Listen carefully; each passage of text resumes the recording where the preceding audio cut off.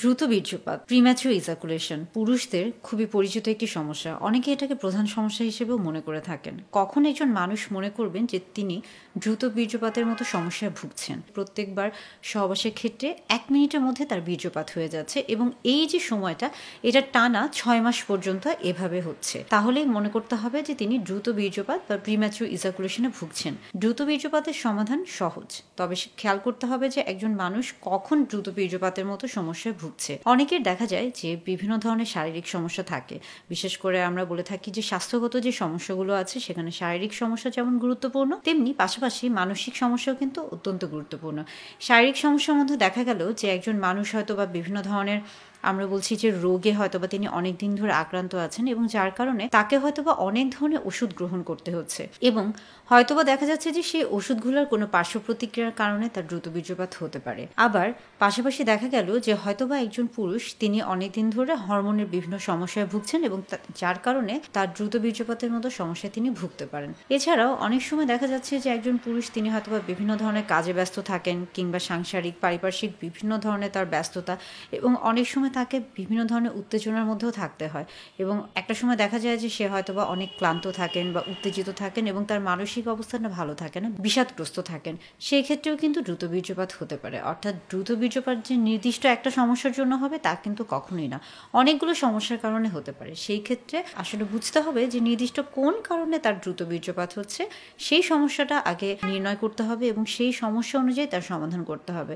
অনেক ক্ষেত্রে পুরুষরা নিজেরাও কিন্তু বুঝেন না যে আসলে নির্দিষ্ট কোন কারণে তার দ্রুত বীর্যপাত হচ্ছে। সেই ক্ষেত্রে অবশ্যই চিকিৎসকের পরামর্শ নেওয়া উচিত এবং দ্রুত বীর্যপাত আপনি কিভাবে এখান থেকে নিজেকে প্রতিরোধ করতে পারেন বা কিভাবে এই সমস্যার সমাধান করতে পারেন এটাও কিন্তু অনেক সময় আপনার নিজেকেই ভাবতে হবে।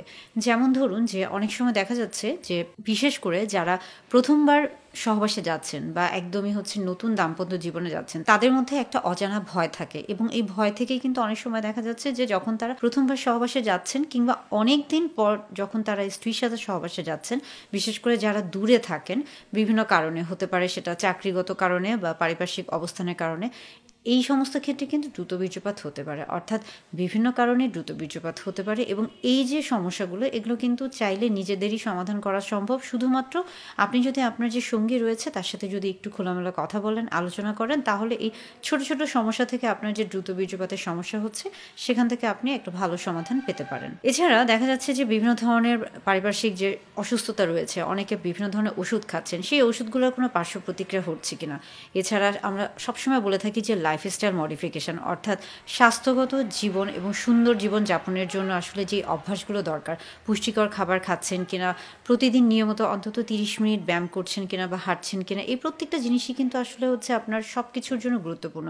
এবং সবসময় মনে রাখবেন যে স্বাস্থ্যগত জীবন বা মানসম্মত জীবন এটা কিন্তু আপনার একদিকে যেমন আপনাকে ভালো রাখছে, সুস্থ রাখছে, পাশাপাশি কিন্তু আপনার এই যে দ্রুত বীর্যপাতের যে সমস্যাগুলো এখান থেকেও কিন্তু আপনাকে রেহাই দিবে। অর্থাৎ দ্রুত বীর্যপাত বা প্রিম্যাচুর ইজাকুলেশন এটা আসলে প্রতিরোধযোগ্য। শুধুমাত্র আপনাকে নির্ণয় করতে হবে, জানতে হবে যে আপনার নির্দিষ্ট কোন কারণে এই সমস্যাটা হচ্ছে এবং এই সমস্যার সমাধান বের করতে হবে। এটা নিয়ে দুশ্চিন্তার কোনো কারণ নেই। দ্রুত বীর্যপাত বা প্রিম্যাচুর ইজাকুলেশন অবশ্যই সমাধানযোগ্য।